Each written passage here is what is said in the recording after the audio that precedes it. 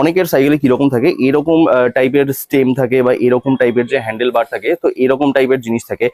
অনেকে এই যে জিনিসটা এটাকেই চায় যে এটাকে যেন আমি শর্ট স্টেম লাগাতে পারি বা একটা ওয়াইড হ্যান্ডেল বার লাগাতে পারি। তো কিন্তু সেটা কি করে পসিবল সেটা আমরা দেখবো। তো সবার আগে যে হেডসেটটা তোমাদেরকে দেখাবো, তো সবার আগে হেডসেটটা দেখো, এটা কিন্তু থ্রেডেড হেডসেট, অর্থাৎ এই হেডসেটের সাথে এখানে যে পুরো হ্যান্ডেল বারটা যেটা দেখছো এটা কিন্তু একসাথে উঠে আসে।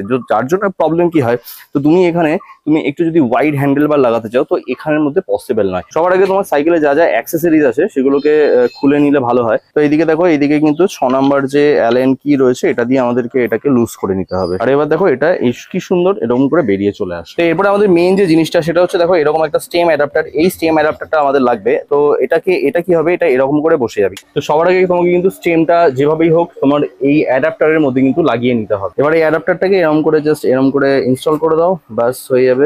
আর এবার এই যে নাটটা আছে এটাকে ভালো করে টাইট করে দাও।